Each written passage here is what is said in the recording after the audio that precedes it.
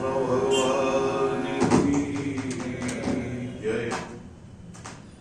श्री गोपाल कृष्ण भगवान की जय। श्री वृंदावन धाम की जय।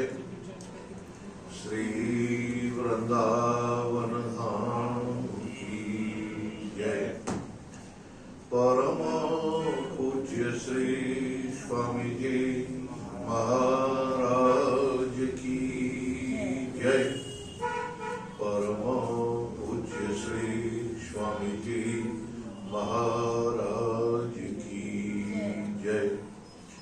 श्री कृपा विलास आश्रम की जय। श्री कृपा विलास आश्रम की जय। सभी संत भगवंत की जय। सभी संत भगवंत की जय। श्रीमद्भागवत महापुराण की जय।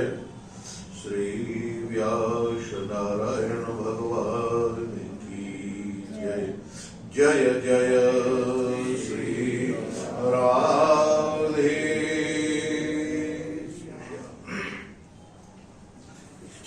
अहर्निश वंदनी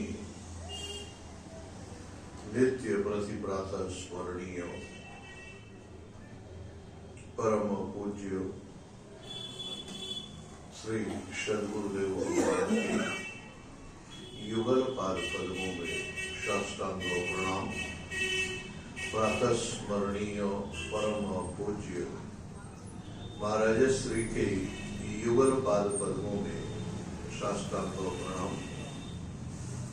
समुपस्थित व्यक्त अव्यक्त रूप से विराजमान सभी संत एवं भगवत भक्तों के युगल पाद पद्मों में साष्टांग प्रणाम।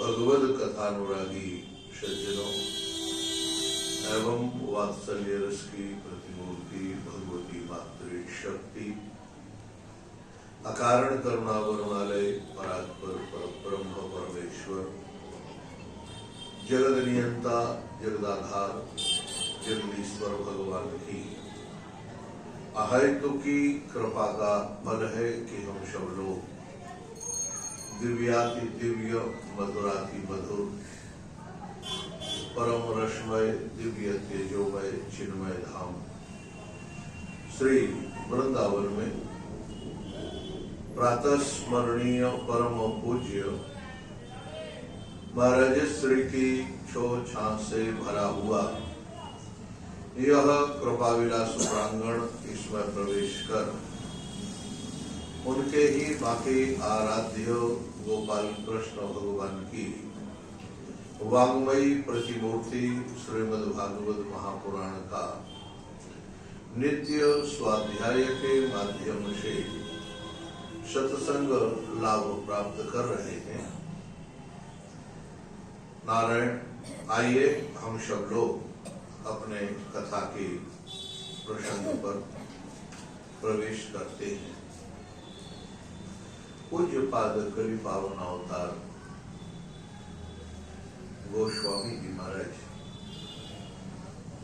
एक बड़ी विलक्षण बात रामचरितमानस में सामने रखते हैं।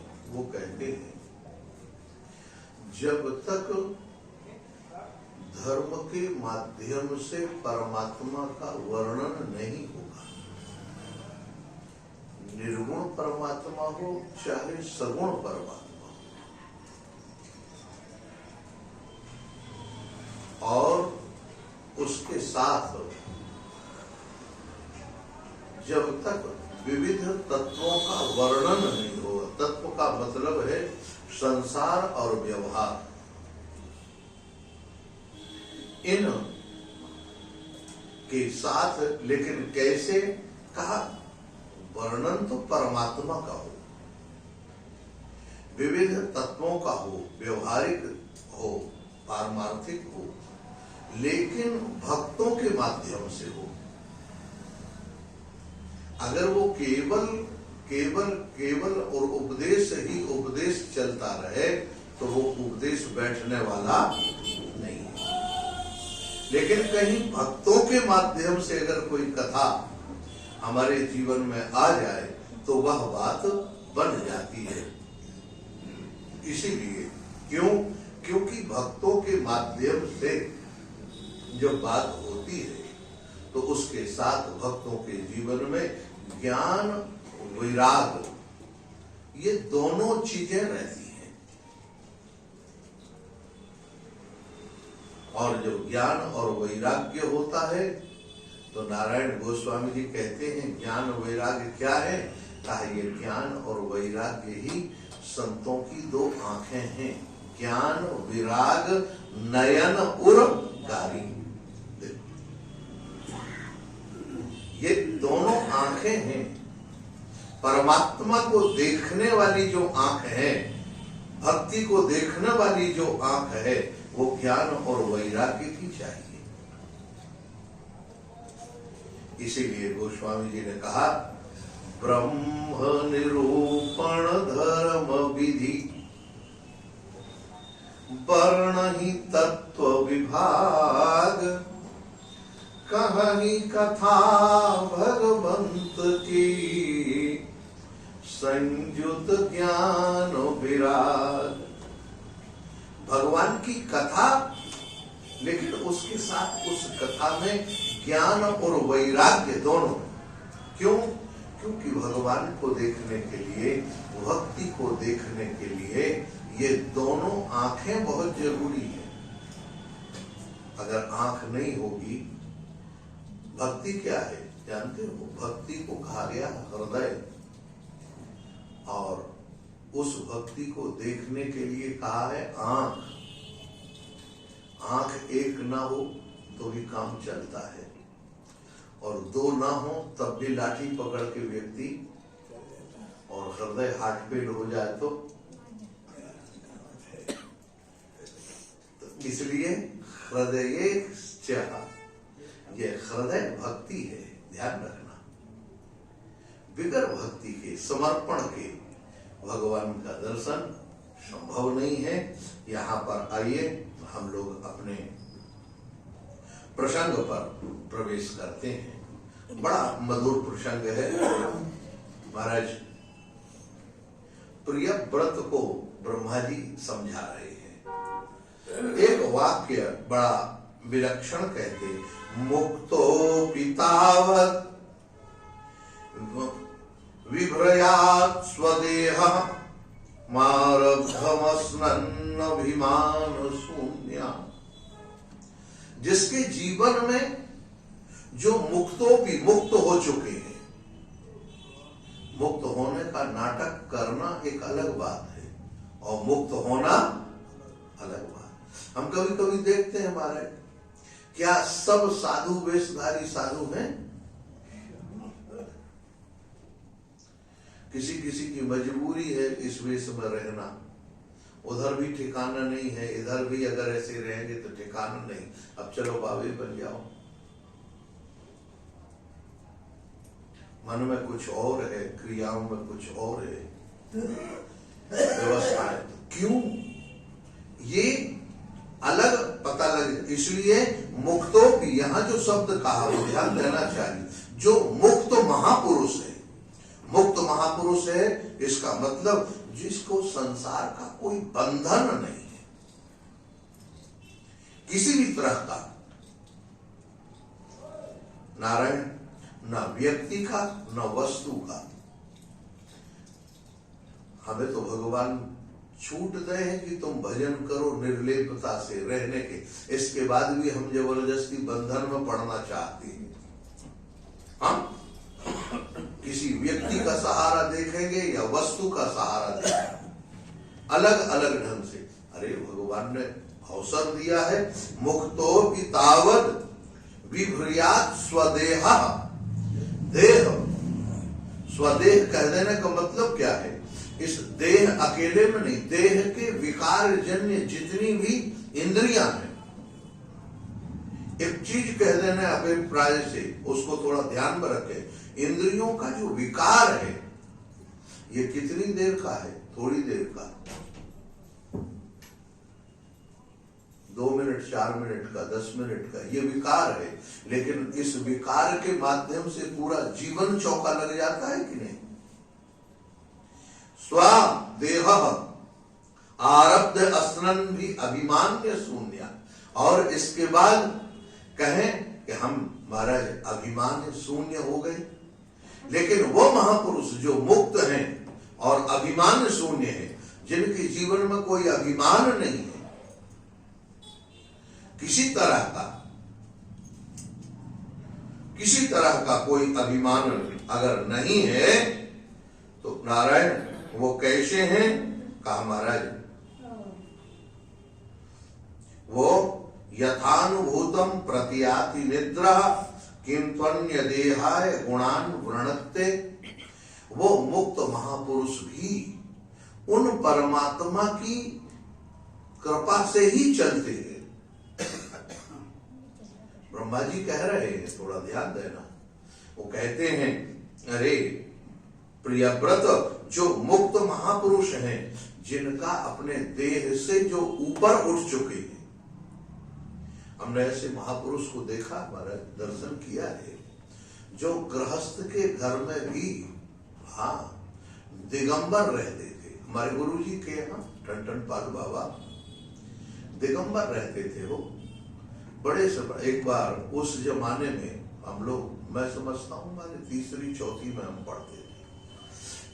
उस जमाने में एक हमारे जबलपुर के सबसे बड़े सेठ, धनी मानी सेठ गोविंद दास जी, उनकी बहन आई और उन्होंने नारायण अपना बाबा को, ठंडी का समय था, कहा ठंड लगती होगी इनको, धूना के किनारे में बैठे हैं। नारायण वो उस जमाने का लगभग 10-12 हजार का पश्मीना लेके आई थी बाबा के लिए। बाबा को लिया और उड़ा दिया। बाबा ने सामने उठाया और धूना में डाल दिया। ओ बाबा, इसमें भूत है, भूत भूत, ऐसे कह के महाराज डाल दिए। वो देख के सब पका गई। छाती उनकी धड़कने लगी, कैसा महात्मा है महाराज। उस जमाने का 12,000, आज का कीमत आप अंदाज लगाओ। हम ऐसी समय का वो दिव्य पश्मीना महाराज, वो गई हुई थी कहीं कश्मीर या कहाँ गई थी, वहां से उन्होंने स्पेशल बना के लाए। महात्मा की प्रति श्रद्धा, लेकिन बाबा भूत है कह के, और बाबा ने आगी में डाल दिया।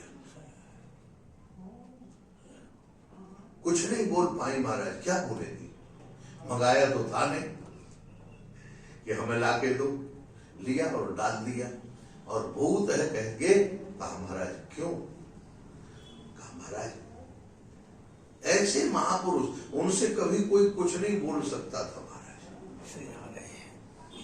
सोचो ऐसे मुक्त महापुरुष, हमने देखा महाराज ऐसे बैठे थे, धूना का एक अंगार उचट के बाबा के पांव पे गिर गया, ऐसे बैठे थे ऐसे, और पैर पे गिर गया, शरीर जल रहा है और बाबा बातचीत कर रहे हैं, किसी कोई पता नहीं। मुक्तो पिए अभिमान शून्य, पूरा जीवन जिनका शरीर से ऊपर शरीर है ही नहीं, ऐसे महापुरुष नारायण आरब्ध असनन अभिमान्य शून्य।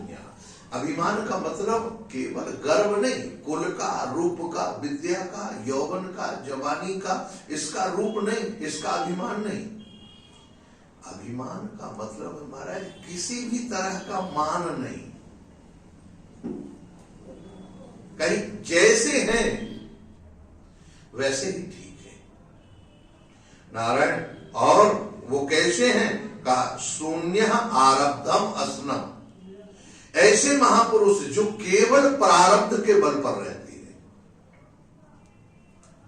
प्रारब्ध के बल पर भोजन मिल गया तो ठीक है, नहीं मिला तो कोई बात नहीं।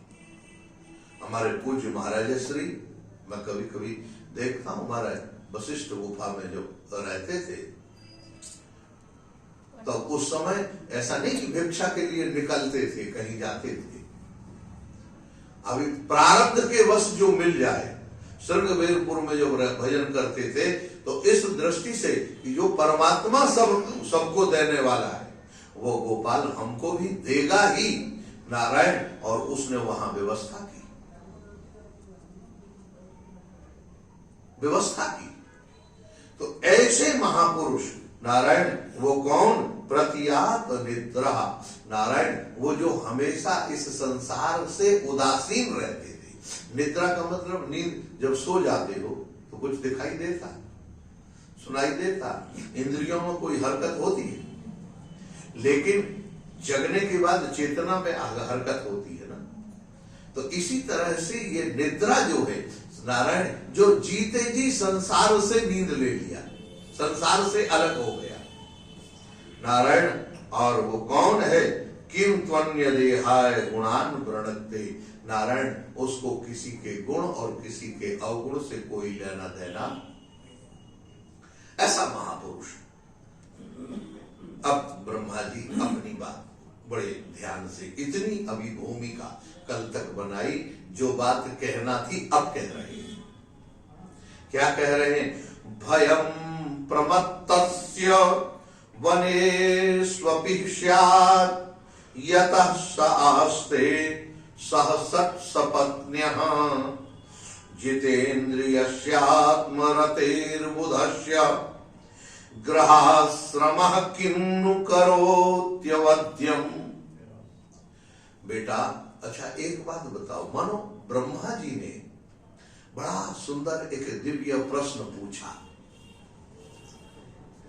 ब्रह्मा जी पूछते, बेटा एक बात बताओ, तुम गृहस्थ आश्रम में क्यों नहीं जाना चाहते? गृहस्थ आश्रम बुरा है क्या? कहा नहीं, गृहस्थ आश्रम बुरा नहीं है, लेकिन गृहस्थ में तो वो जाए जिसका मन हो। मैं तो गृहस्थ पहले से नहीं जाना चाहता। क्यों? कहा महाराज मेरे मन में काम है नहीं, मेरे मन में क्रोध है नहीं, मेरे मन में लोभ है नहीं। यही सब गृहस्थ में बचने के लिए जाता है, उसको व्यवस्था करता है। और जब मेरे मन में है ही नहीं तो मैं गृहस्थ में जाके क्यों बचने में पड़ूं? कहा ना वनेष्वपि स्यात्। बेटा ये जो काम क्रोध लोभ मोह मद मात्सर्य है, ये आप जंगल में भी पहुंच जाओ तब भी ये पीछा छोड़ते नहीं। जानते हो इनमें कभी भी इसके लिए मन पर विश्वास नहीं करना कि हम लोगों में काम नहीं है, क्रोध नहीं है। आप जरा सोचें, काम क्रोध नहीं है, लेकिन काम क्रोध नहीं है इसका अभिमान आ जाता है कि हम में काम नहीं है, हम में क्रोध नहीं है। अच्छा देखो, अब इसको एक नमूना बताएं आपको, एक उदाहरण। महाराज प्रहलाद नारद बाबा घूमते हुए जब बद्री नारायण की तलहटी पर पहुंचे तो वहां पर सहज विमल मन लाग समाधि। हाँ महाराज, सुमिरत हरि श्राप गति बाधी। भगवान का स्मरण किया, वातावरण बड़ा सुंदर था और महाराज उन्होंने तुरंत देखा समाधि लग गई। इंद्र को खतरा हो गया, इंद्र ने अपनी सेना भेज दी। इंद्र के पास एक ही सेना, काम की सेना। जैसे काम की सेना आई, नारद जी हंसने लगे। कहा रे जाओ इंद्र से कह देना तुम्हारे ऊपर, तुम्हारे काम का हमारे ऊपर कोई प्रभाव नहीं पड़ा। अच्छा ठीक, कह नहीं एक बात और है, काम का प्रभाव नहीं पड़ा लेकिन मुझे तुम्हारी इस हरकत से क्रोध भी नहीं आया। अच्छा देखो, मेरे को क्रोध भी नहीं आया है। भगवान शंकर को तो क्रोध आ गया था, उन्होंने काम को ही जला दिया। मेरे को कोई क्रोध होता नहीं, जाओ आनंद करो, चलो कोई बात। लो महाराज अब जरा सोचो, मेरे में काम नहीं है, मेरे में क्रोध नहीं है, ये अभिमान नारद जी को हो गया कि नहीं हुआ? और इतना अभिमान बढ़ा कि शंकर जी के समझाने पर और ब्रह्मा जी के समझाने पर भी उनकी बुद्धि ठिकाने नहीं आई। अब जरा सोचो, और इतना तक भगवान नारायण के यहाँ पहुंच गए महाराज। और नारद जी ने से जो भगवान नारायण ने कहा, नारद जी बहुत दिन में आए, हाँ बहुत दिनन मुनि कीन्ही दाया, बड़ी कृपा की महाराज, बहुत दिनों के बाद कुछ सुनाओ। नारद जी महाराज वहां गोस्वामी लिखते, मार चरित्र सब प्रभु ही सुनाए। अच्छा सोचो, नारद जी, भगवान ने कहा नारद जी ये क्या सुना रहे? कहा महाराज आजकल रामचरित्र बंद कर दिया, अब तो कामचरित्र सुनाते हैं, हमने जो विजय प्राप्त की। अरे महाराज कैसी बात कर, आप भगवान ने और बढ़ाया महाराज, तुम्हारे सुवर्ण ते मिटे काम मोह मद मांग ले। नारद जी ने कहा ओ महाराज भूल गए। और बताओ फिर वही नारद जी विश्व मोहिनी के हाथ कैसी स्थिति हुई, बंदर बन के घूमने लगे महाराज। बंदर बनने लगे कि नहीं, बोलो? उसी काम ने बंदर बनाया कि नहीं बनाया?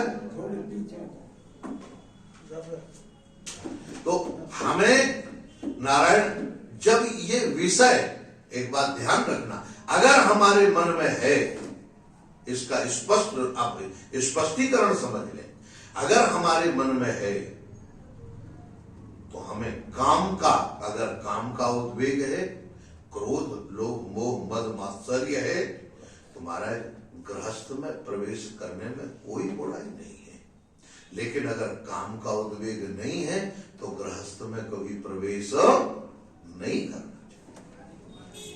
नारद जी यहाँ दूसरी बात कह रहे हैं महाराज, आप जरा सोचें। ब्रह्मा जी कह रहे हैं बेटा भयम प्रमत्तस्य वनेष्वपि स्यात्, ये जो काम क्रोध इत्यादि विकार हैं, इनके साथ अगर तुम जंगल में चले जाओ तो वहां भी, हाँ हमें गुरुजी कभी कभी एक कथा सुनाते थे महाराज, आज याद आ गई, आप बताएं। एक महात्मा थे बड़े विरक्त ब्रह्मचारी, उनके गुरुजी ने उनको एक गीता का गुटका दे दिया। कहा बेटा और कुछ नहीं, ये गीता का पाठ करना और गीता की गुटका की सुरक्षा रखना, ये खराब ना हो। कहा ठीक है महाराज। चले गए महाराज एक गांव में, नदी के उस पार एक छोटी से पेड़ के नीचे आराम से बैठने लगे। अब हुआ क्या, वहां देख के महाराज बड़ा पेड़ था, उस पेड़ में जगह जगह खोखटें थी नीचे जमीन में। अब वहां महात्मा रहने लगे, लोग आने लगे श्रद्धा से भोजन दे जाएं। लोगों ने पूछा, कहे एक बात बताओ, इस महात्मा महाराज कोई तकलीफ तो नहीं है? नहीं नहीं नहीं, कोई तकलीफ नहीं है, बस एक ही खतरा है। क्या? कहे ये हमारे गीता का गुटका है, कहीं खराब ना हो जाए। कहा क्यों महाराज? इसके लिए हम झोपड़ी बना देते। कहा ठीक है, लो झोपड़ी बना दी महाराज। झोपड़ी बन गई। अब झोपड़ी बन गई, लेकिन अब वो चूहा कहाँ जाए? और कहा महाराज अब तो ठीक, हाँ ठीक है, लेकिन गीता के गुटका की सुरक्षा भी नहीं, क्योंकि चूहा बहुत परेशान करते हैं। कहा महाराज तो इसमें परेशानी क्या, हम एक बिल्ली लाके रख दे। अब देखो महाराज, बिल्ली आ गई। अब बिल्ली के डर से चूहा कुछ भाग गए, कुछ बिल्ली का भोजन बन गए। लेकिन बिल्ली अब अकेली क्या करे, कहां जाए? वो मरणासन्न स्थिति में हो गई। महात्मा ने कहा भाई ये बिल्ली तो बड़ी मुश्किल, क्या हमारा चिंता मत करो, हम रोज सुबह शाम दूध ले आए करेंगे। दूध आने लगा। एक दिन बाबा से कहा था, बाबा ये रोज रोज दूध का जो झंझट है ये कौन करे, हम एक काम करते गाय बांध देते हैं आपके यहाँ। लियो महाराज। कहा देखो गाय, हर कोई चिंता मत करो, एक ग्वाला आएगा आपको गाय लगा जाएगा, दूध दे देगा अपने आराम से। कुछ दिन आनंद से अच्छा चला महाराज। एक ग्वाला आता, दूध रहता, चला देता। धीरे धीरे धीरे धीरे बरसात का थोड़ा समय आया, ठंडी का समय आया। ठंडी में भयंकर ठंडी, और उसी समय गिर गया पानी।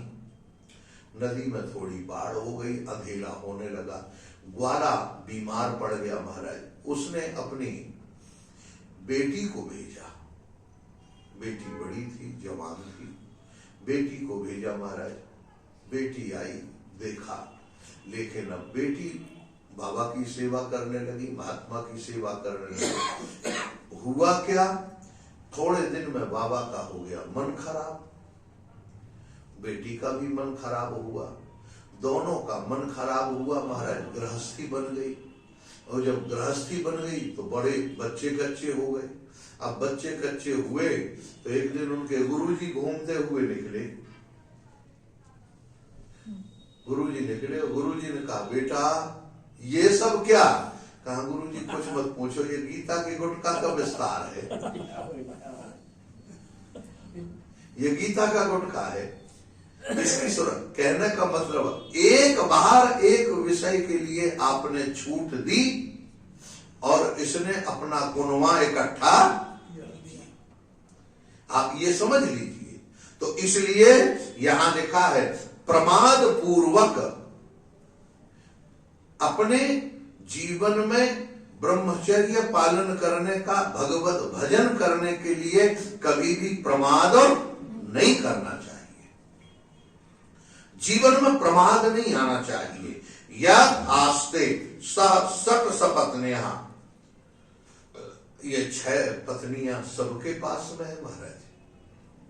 काम क्रोध लोभ मोह मद मात्सर्य, ये 6 जो हैं ये कभी जितेंद्रियस्यात्म, नारायण बड़े बड़े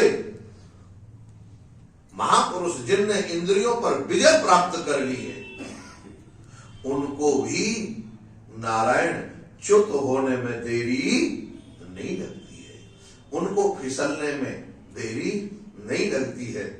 इसलिए नारायण सा करोत्यवद्यम, ब्रह्मा जी ने कहा बेटा अगर तुम गृहस्थ आश्रम में प्रवेश कर जाओगे, जब तुम्हारे मन में कोई काम क्रोध लोभ नहीं है, तो गृहस्थ आश्रम में प्रवेश करने में तुम्हारा बिगड़ क्या जाएगा, कर लो। अच्छा अब देखो जरा दूसरा, यह षट सपत्नान विजिगीषमाणो गृहेषु निर्विश्य यतेत पूर्वम अत्येति दुर्गा स्रति ऊर्जितारीं क्षीणेषु कामम विचिरेद विपश्चिता। बेटा ये गृहस्थ आश्रम भगवान ने बनाया है, और यह जो षट सपत्नियां इन 6 विकारों से विजय प्राप्त करने के लिए हमें गृहस्थ आश्रम एक किला है, उस किले के भीतर हमको रहना चाहिए, और उस किले के भीतर रहकर हम अपने विषयों पर, अपने मन पर ठीक ठीक विजय प्राप्त कर सकते हैं। लेकिन अगर हमने वो किला पर नहीं रहे, हम ऐसे ही घूमते रहे, तो कब हमें ये विषय पटक देंगे, कब यहां हमारे नारायण कभी कभी लोगों की बात करने से पता लग जाता है कि इसका हृदय क्या बोल रहा है। नजर पता लगा दे, नजर बता देती है कि ये भजनानंदी है कि नहीं, पता लग जाता है। उसके देखने का तरीका, बोलने का तरीका सब पता लग जाता है कितना भजनानंदी है, क्या चाह रहा है। हाँ, इसलिए यहां लिखा दुर्गाश्रित, दुर्गाश्रित माने किले के भीतर रहकर। हम अगर किले के भीतर रह जाएं तो हमें कोई लेने वाला, कोई पटकने वाला नहीं होगा। इसलिए कामम विचरे, और जब मन बिल्कुल महाराज विश्वास हो जाएगा हमारे जीवन में किसी तरह कोई दिक्कत नहीं है, तो अब आप विचर मुक्त होकर घूमते रहें, कोई दिक्कत नहीं है। नारायण त्वं त्वज्जनाभ करो सरोजो दुर्गाश्रितो निर्जित षट सपत्ना भुंक्षेत भोगान पुरुषार्थ दृष्टान विमुक्त संगा प्रकृतिम भजस्व। नारायण अत्येति त्वं त्वज्जनाभ, देखो तो सही, जो कमल नाभ भगवान है, अब जरा ध्यान देना, कमल नाभ भगवान क्यों कहा? जो भगवान ने ब्रह्मा को प्रकट किया, और ब्रह्मा को प्रकट करके सारे संसार को जो प्रकट करने वाला परमात्मा है। ब्रह्मा के मन में संकल्प किया ना, और संकल्प करके फिर सारा संसार प्रकट हुआ, और वो परमात्मा अंघ्रिकोशः नारायण जब चाहता था तब संसार को अपने भीतर समेट लेता, जब चाहता तब संसार को बाहर कर देता। ऐसा जो परमात्मा है नारायण, वह उसको, उस परमात्मा को पाने का एक गृहस्थ मार्ग सबसे अच्छा तरीका है। लेकिन नारायण खतरा बहुत है। गृहस्थ मार्ग में रहकर आसक्ति इत्यादि हो जाती हैं। भोंक्षेय भोगान पुरुषादित दृष्टान विमुक्त संग प्रकृतिम भजस्व। विमुक्त संग का मतलब है जब तुम्हारे मन में आसक्ति नहीं है तो गृहस्थ में रहकर भजन करो ना। अच्छा, इतनी बात जब कही तो नारायण सुखदेव जी कहते हैं प्रियव्रत ने सिर झुका दिया, और जैसे सिर झुकाया नारायण, उसी समय ब्रह्मा जी ने कहा अब काम बन गया। अब जरा इसी प्रसंग को दूसरी दृष्टि से देखो। ये प्रसंग एक ही है, लेकिन अच्छा अब ये ब्रह्मा जी समझा रहे हैं, नारद जी सामने खड़े हुए देख रहे। नारद जी ने तो विरक्ति की दीक्षा दी, देने के लिए तैयार थे। लेकिन नारायण जरा विचार करो, अगर कोई विरक्त इस बात को कहता, समझाता, तो क्या कहता? कोई सन्यासी महापुरुष होता तो समझाता तो क्या कहता? कहता बेटा जब तुम्हारे मन में काम क्रोध लोभ मोह है ही नहीं, फिर तुम इस गृहस्थी के पचड़े में क्यों पड़ती हो? यही कहता कि नहीं कहता? लेकिन ब्रह्मा जी गृहस्थ हैं, तो गृहस्थ तो ब्रह्मा जी की तो का टारगेट है कि हमारा तो संसार बढ़े आगे। नारायण तो इस दृष्टि से प्रियव्रत ने नारायण स्वीकृति तो दे दी, स्वीकृति दी, लेकिन देखते रहे नारद जी की तरफ। और नारद जी की तरफ देखने का अभिप्राय है, कहो बाबा अब ये बताओ हम आपकी बात माने या आपके बाप की बात माने? अब समस्या है ना, बहुत ध्यान से सुन। नारद जी के पिता ब्रह्मा जी, तो अब यहां सामने कहा आप देख लो गुरु जी की बात माने कि गुरु जी के बाप की बात माने। धर्म संकट में बालक प्रियव्रत नारद बाबा की तरफ देखते। नारद जी ने कहा चिंता मत करो, तुम अभी हमारे पिताजी की बात मान लो। क्यों? कहा मैं बैठा हूं ना, गुरु मेहरबान तो चेला गुरु के बल पर। एक बात ध्यान रखना, प्रियव्रत ने गृहस्थी स्वीकार की, किसके बल पर स्वीकार की? गुरु जी के बल पर। यहां जो सूक्ष्म विचार है, प्रियव्रत फिर भी ब्रह्मा जी की बात मानने के लिए तैयार नहीं थे, लेकिन गुरु जी से पूछा, नारद जी से, और नारद जी से पूछा तो नारद जी ने कहा कोई बात नहीं, चिंता मत करो। क्यों? महाराज हम वो देख सकते हैं जो हमें दिखाई देता है, और गुरु जी वो देखते हैं जो हमें नहीं दिखाई देता। इसीलिए भक्ति भक्त भगवंत गुरु, ये चार श्रेणी में एक ही साथ गुरु जी एक ही है। सप्त ऋषि जब मां पार्वती के पास पहुंचे और प्रेम परीक्षा लेने के लिए भगवान शंकर के माध्यम से, तो पार्वती जी ने एक वाक्य कहा, अरे महाराज काहे को परेशान हो रहे हो, हमें तो गुरु जी ने, नारद जी ने हमें जो बता दिया हम वो ही करेंगे। और सप्त ऋषियों ने कहा जानते हो आज तक नारद जी ने जिसको उपदेश दिया उसका कोई घर बसा है जो तुम्हारा बस जाएगा? अरे तुम्हारे लिए हमने देख लिया, भगवान नारायण विवाह कर लो।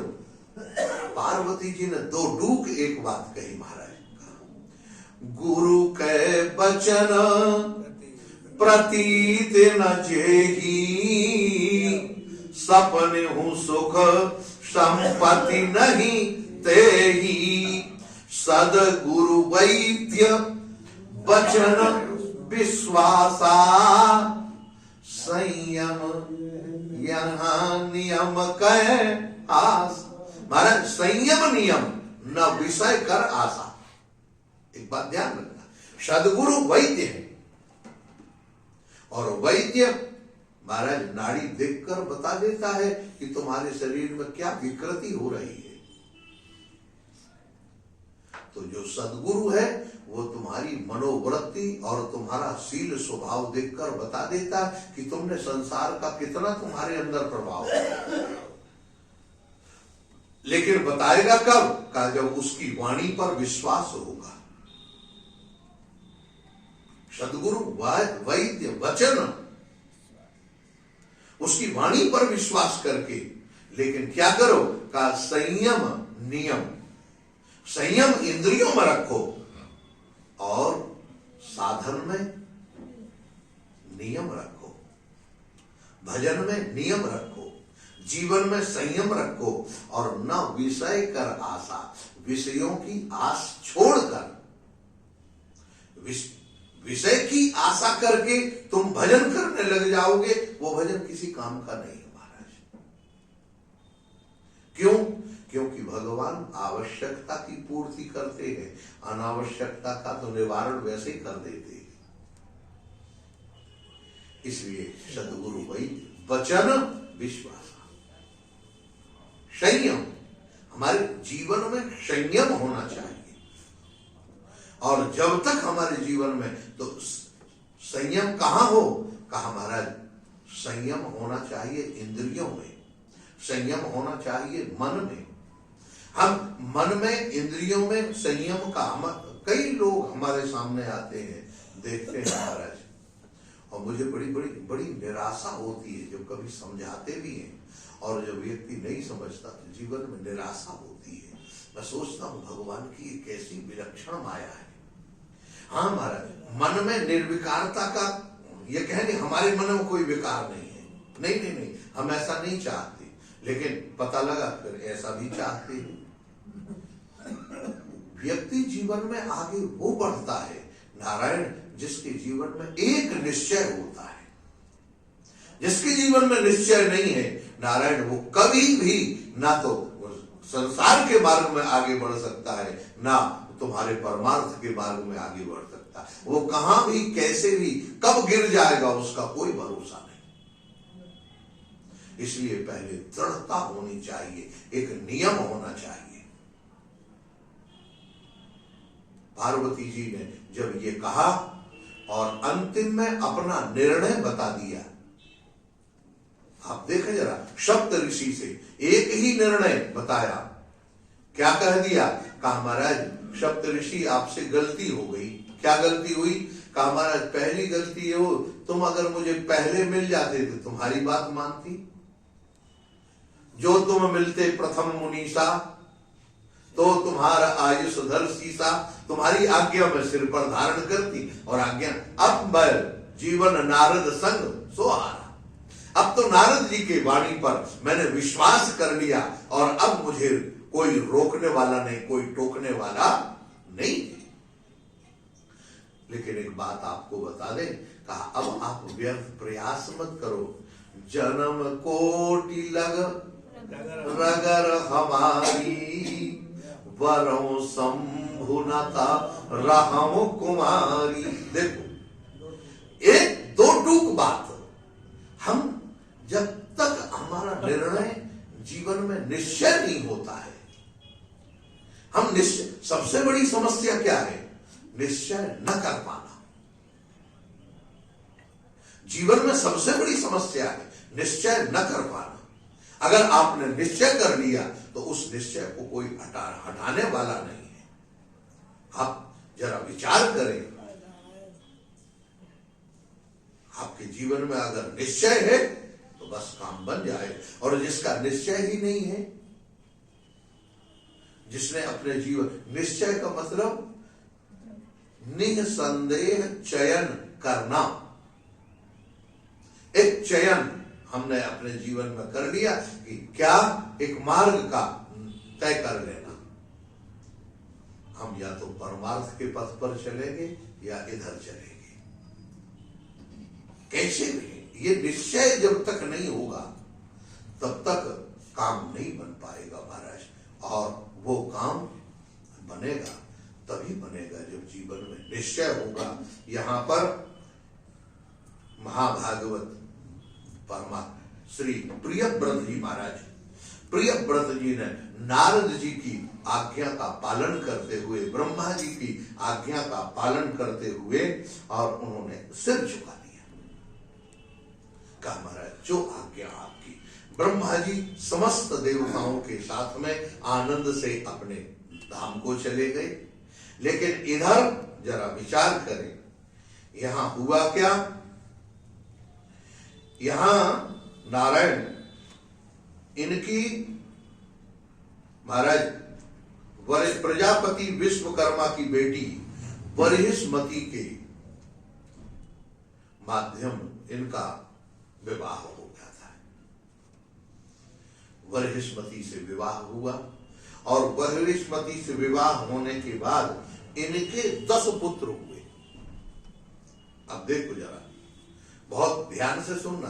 पुत्र कितने हुए?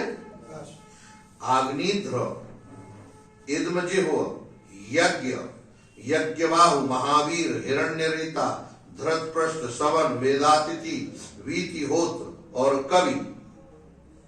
लेकिन एतेषाः एवाग्नि नामाना, ये सब के सब अग्नि के नाम हैं। ये कौन है? अग्नि है।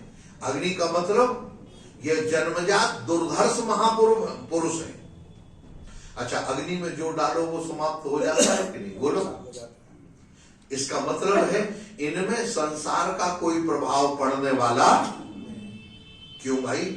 क्यों नहीं पड़ेगा? क्योंकि बाढ़ई पूत पिता के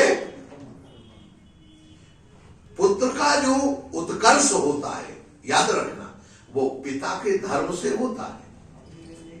पिता कितना संयमित है, माता कितनी संयमित है, माता पिता के संयम से, माता पिता के जीवन के व्यवहार से, उनके आचार से बालक का उत्कर्ष होता है। जब उस बालक का प्रारंभ और उन दोनों का उत्कर्ष होता, तब वो बालक बढ़ता है।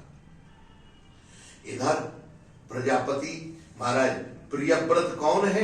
कहा जीवन में जिनने पहले से निश्चय कर रखा है, आज नहीं तो कल मुझे संन्यास तो लेना है। ब्रह्मा जी की बात की का अनुमोदन किया। पहले से जो भजन में अपना जीवन बिता रहे, बाद में भी वह भजन करने का निश्चय कर लिए। और नारायण एतेषाम कविर, महावीर और सवन। देखो, इनमें 3 पुत्र इनके नैष्ठिक ब्रह्मचारी हो गए। कौन कौन? कवि, महावीर और सवन। ये 3 पुत्र ऐसे हुए, इन्होंने तय कर लिया कि हम तो विवाह करेंगे नहीं, संन्यास लेके रहेंगे, हमको विवाह नहीं करना है। लो महाराज, एक निश्चय में पहुंच गए। देखो, पहुंच गए। अब इधर एवाग्नि नारायण ये त्रयः आसन्न ऊर्ध्वरेता कैसे थे? आत्मविद्यार्भर आरभ्य कृति परिचया। नारायण ये आत्मविद्या विशारद हो गए। इन्होंने आत्मज्ञान इनका जागृत हो गया।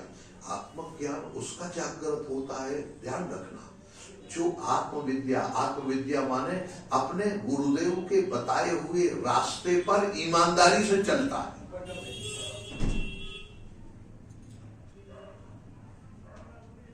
ईमानदारी से चले, कुछ करने की जरूरत नहीं, लेकिन सब काम बन जाता है।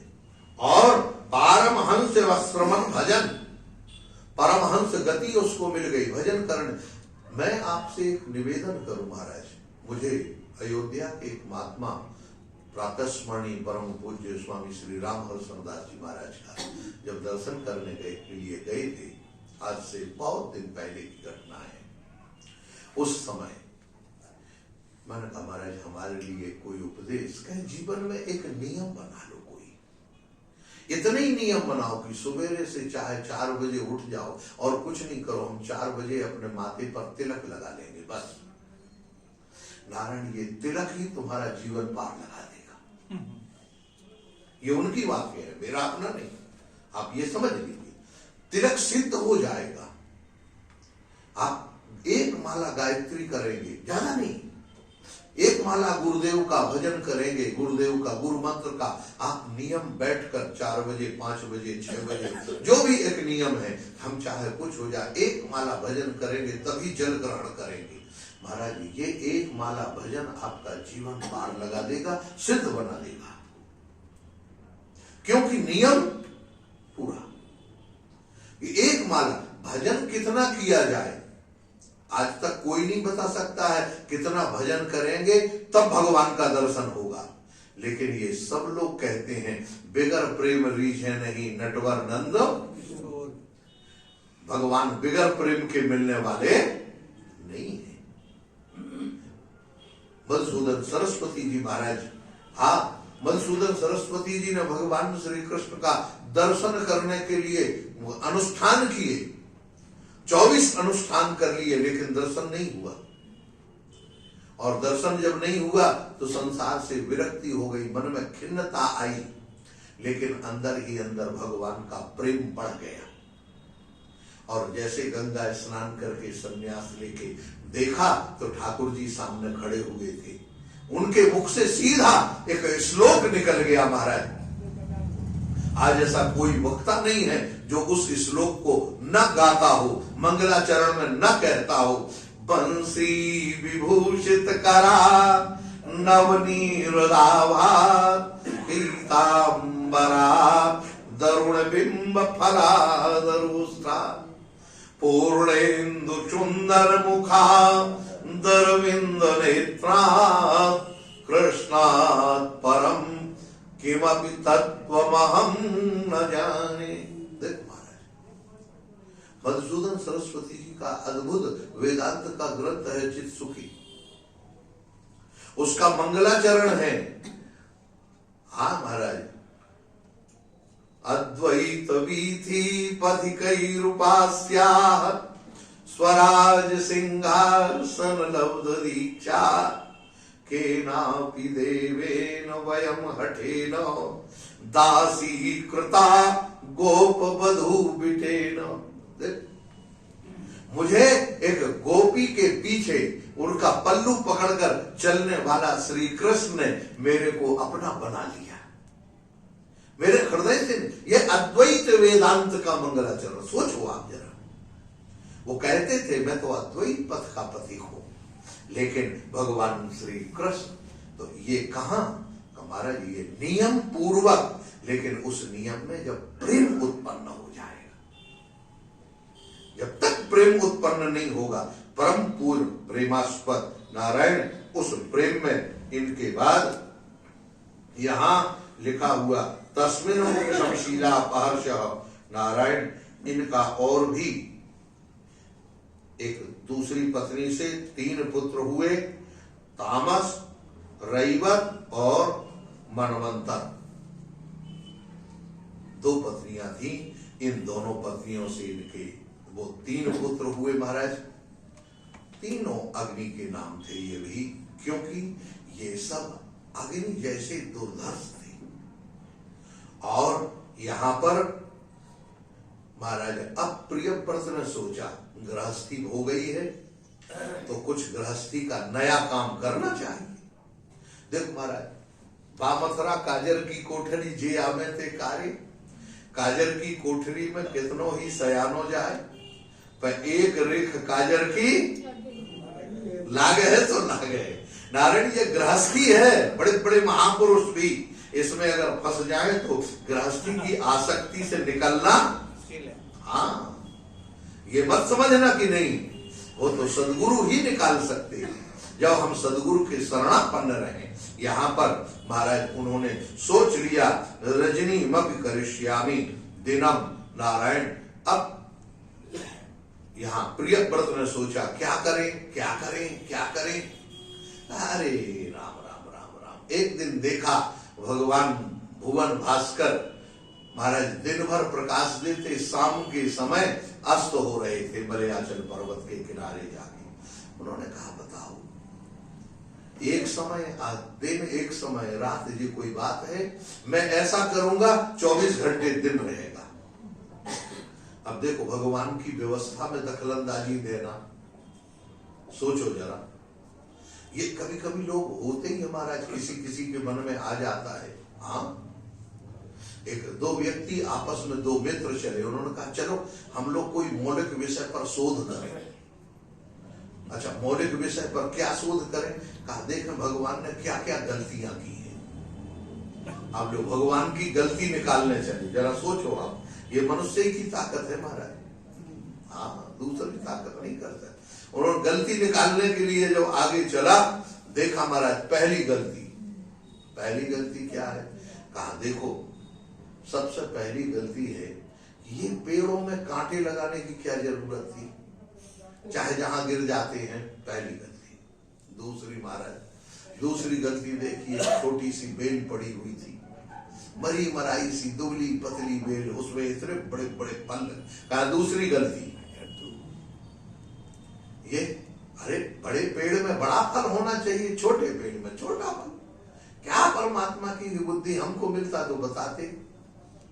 गर्मी का दिन था महाराज, उसी समय वो उन्होंने कहा थोड़ा शोध करते करते जरा थक गए हैं, चलो आम के झाड़ के नीचे विश्राम करें। आम में छोटे छोटे फल। क्या परमात्मा की दूसरी गलती, ये देखो इतने बड़े वृक्ष में इतने बड़े, अरे इतने से फल लगाने की क्या जरूरत है। अब महाराज ठाकुर जी की कुछ लीला ऐसी, और थोड़ा सा एक हवा का झोंका आया, एक आम गिरा सीधे नाक पर महाराज। अब ऊपर से जैसे गिरा, दिल में आ गया व्यक्ति, और वो बोला नहीं बिल्कुल ठीक किया भैया, मान लो अगर यहां से वो तरबूज गिरता तब क्या होगा। भगवान ने जो संसार की व्यवस्था बनाई, प्रियव्रत आज सोच रहे हैं नहीं, रात ठीक नहीं है, इन्होंने अपना देदीप्यमान जो भुवन भास्कर भगवान का के समान चमकने वाला रथ था, उसको पीछे लगा दिया। उस रथ के पहिए से महाराज 7 समुद्र बन गए उसकी लीकों से। अब हुआ क्या, दिन में रात में भी प्रकाश रहने लगा, तो आदमी 24 घंटे काम करने लगा। अब विश्राम करने का समय नहीं, और जब विश्राम करने का समय नहीं तो बीमार पड़ने लगा, और जब बीमार पड़ेगा तो अब क्या, धीरे धीरे जनता खत्म होने लगी, बीमारी फैलने लगी, टेंशन डिप्रेशन और दुनिया की बीमारियां जब हुई, अरे महाराज उन्होंने कहा ये काम ठीक नहीं है, बंद कर दिए। कहा नहीं, परमात्मा जो कर रहे हैं वो ठीक है, हमें कोई दूसरा काम करना नहीं है। महाराज उन्होंने वो 7 द्वीप और 7 समुद्र नारायण अपने 7 बेटों को दे दिए, सब लोगों को, ऊर्ध्वरेता बेटों को उनको दिया।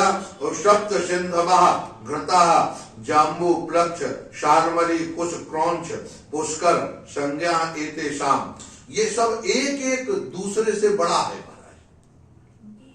आप देखें, खारे पानी का समुद्र, दूध का समुद्र, दही का समुद्र, घी का समुद्र, शहद का समुद्र, मदिरा का समुद्र, मीठे जल का समुद्र, ये 7 समुद्र है। अच्छा आप जरा सोचो, ये जो जल के समुद्र, ये स्रोत हैं। कई लोग कहते महाराज हम नहीं मानते, ये सब कही कहाई बातें हैं। मैं आपको सिद्ध करूं, आप ये बताओ, दूध का समुद्र है, मैं कहता हूं, अच्छा दूध का समुद्र अगर नहीं होता तो ये बताओ, मादा के स्तन में जो दूध आता है वो कहां से आता है? गाय के थन में जो दूध आता है, माता के छाती में जो दूध आता है, जिसको पीकर बालक बड़ा होता है। आप जरा सोचो, ये दूध का स्रोत है कि नहीं कहीं? अच्छा शहद, मधु का स्रोत कहीं ना कहीं होगा, तभी तो मधुमक्खी उसको इकट्ठा करती। आप सोचो, गन्ने का स्रोत, गन्ने के रस का स्रोत, वो गन्ना ही क्यों पकड़ता? इक्षुरस, गन्ना ही उसकी जड़ में पकड़ता, वो ताकत है जो मीठा पकड़ लेता है, वो स्रोत को खींच लेता है। आप जरा सोच, ये मीठे पानी का स्रोत, बताओ सब जगह मीठे पानी, ये मीठे पानी का स्रोत कहां से आ रहा है? कहीं ना कहीं मीठा पानी है कि नहीं? हर जगह खारा पानी है महाराज, आप देखो। लेकिन वो खारा पानी, लेकिन आज कितना पानी है, लेकिन पीरे वृंदावन में तो सबसे ज्यादा पानी की समस्या है महाराज, है कि नहीं? बोलो, मीठा पानी पानी पीने के लिए नहीं मिल रहा है। तो इसलिए ये सब के सब नारायण यहाँ बताया। इतना कहते हुए कहते हैं नैवं विदा पुरस्कार उरुक्रमस्य पुंसां तदन्निरजसा जिद सद्गुणानां चित्रम विदूर विगतः सकृतादधीतो यन्नाम धेय मधुना जहाति बंधुम। प्रियव्रत ने अपना पूरा परिवार देखा। जब पूरा परिवार देखा और देखते देखते एक दिन मन में आया, कहा गुरुदेव क्या बस हम जीवन भर फंसे रहेंगे कि कभी निकलेंगे? नारायण, ये उसके मन में आता है जो भजन साधन करता है। जो भजन साधन कभी नहीं करता उसके मन में कभी ये विचार नहीं आ सकता है। लेकिन जो भजन साधन करता है उसके मन में, क्योंकि साधन भजन का फल ही है भगवत प्राप्ति, भगवान का आपको स्मरण हो ही जाएगा कभी ना कभी, कहीं ना कहीं, कैसे ना कैसे आप भगवत प्राप्त महापुरुष से मिल जाएंगे, भगवान की स्थिति आपकी बन जाएगी। इसीलिए नैवं पुरुषकार, उनका जो उरुक्रम भगवान है वो कभी हमारे ऊपर कृपा करेंगे कि नहीं करेंगे? कहा महाराज जरूर करेंगे, क्योंकि कृपा करना उनकी आदत है। कृपा की न होती जो आदत तुम्हारी, सुनी ही रहती अदालत तुम्हारी। और कैसे आगे कहते हैं गरीबों के दिल में जगह तुम न पाते, तो बोलो किस दिल में होती हिफाजत तुम्हारी? क्यों? अगर गरीब हैं तो उन गरीबों से ही आप गरीब निवाज कहलाते हैं। नारायण ये परमात्मा भक्त, नारायण अगर भक्त ना हो तो भगवान किसके लिए? बोलो। इसलिए नारायण दीन ना हो तो दीन बंधु का नाम बेकार हो जाएगा। इसीलिए दीनों से दीन बंधुता तुम्हारी। दीन है तो दीन बंधु है, भक्त है तो भगवान है, जगत है तो जगदीश है। नारायण इसीलिए चित्रम शुक्रदादियन नाम अधुनाम जहाति बंधु, उन्होंने महाराज प्रियव्रत ने अपने बंधु बांधवों को सबको एक साथ छोड़ दिया। कैसे छोड़ा? नारायण जैसे कोई मुर्दे को छोड़कर चला जाता है, मुर्दे को छोड़ देने के बाद कभी उसके तरफ देखता है? उसका मन भी कभी आकृष्ट नहीं होता, अरे बेकार हो गया, क्या मतलब। चल, ऐसे उन्होंने अपने भरे पूरे परिवार को छोड़कर भगवान के भजन में अपना मन लगाया। यहाँ पर कहते हैं महाराज आज भी लोग गाते हैं प्रियव्रतम कृत कर्म कृतम कर्म कोनु कुर्यात् जुनेश्वरा यो नैरम्य करो छायाम घृण सप्त वारिधीन।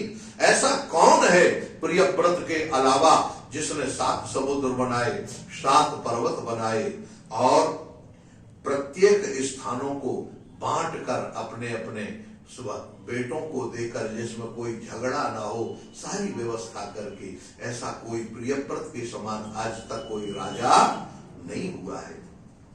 भौमम दिव्यम मानुषम च महित्वम कर्म योगचम, समस्त अखल भूमंडल का राज्य प्राप्त करने के बाद कर्म योग के माध्यम से यश्चक्रे निर्यौपम्यो पुरुषानु अनुज प्रिया, नारायण वह पूरे भूमंडल का राज करते हुए भगवान के चरणों में समर्पित होकर अपना एक मुक्त संग से भगवत प्राप्त कर चुके ऐसे प्रियव्रत महाराज।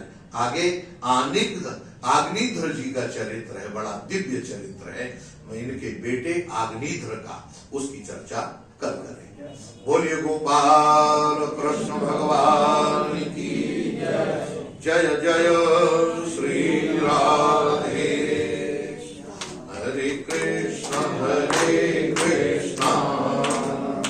कृष्ण कृष्ण हरे हरे, हरे राम